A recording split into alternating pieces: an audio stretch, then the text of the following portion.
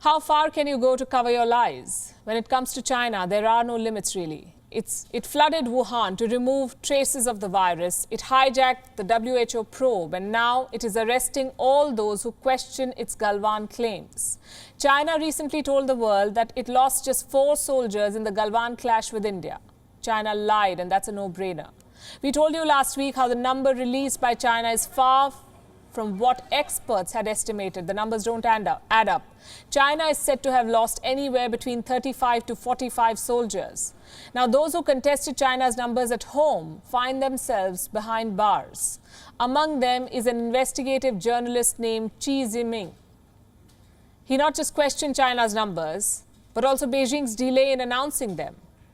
His questions were too tough for the dragon, so it took the easy way out and arrested Qi. Also, 2 bloggers. We do not know very much about them. All that we know is that they apparently, quote-unquote, insulted the PLA. How could they forget that the PLA, its troops and its ego are all dainty? The PLA's image has been hit since the Galwan clash. Also hit are Chinese businesses. More than 250 Chinese apps have been booted out of the Indian market. Chinese FDI remains frozen. Now, reports say that India has finally begun clearing foreign direct investment from China.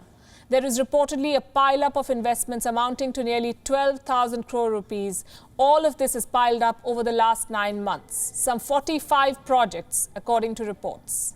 India will clear them on a case-by-case basis. Remember, the border standoff is not completely over. There are still multiple friction points in Ladakh. Both sides have had military-level talks on the weekend, talks that lasted about 15 hours, but no major outcome has been announced. So if India is indeed clearing Chinese FDI projects, the question is why? And while Delhi may be opening some doors for the dragon, London is touching its raw nerve. Xinjiang. Britain wants access to Xinjiang, and it is going to the United Nations to demand it. Why is China so touchy about Xinjiang? Because this is the same region where China is orchestrating a genocide. Over 1 million Uyghur Muslims have been put in concentration camps. They have been forcibly converted, their organs harvested. Xinjiang is the place where China carries out state-sponsored rape. And we reported all of this extensively on this show. We've also been telling you about the plight of the Uyghurs. China denies all these stories, even the ones that the Uyghurs themselves tell. Guess who is supporting China? Muslim countries like Turkey and Pakistan, and very interestingly, Sri Lanka. Beijing has got a vote of confidence from Colombo. Listen to the Foreign Secretary of Sri Lanka. I had the great opportunity to visit and spend some time there, travel, talk to people. What I have seen now is the government forces are kind of the guardian of the people of this province. And also this talk about genocide, I don't think I have seen any evidence to suggest, because genocide is a very strong word. Any country, I think, should have the right to eradicate terrorism.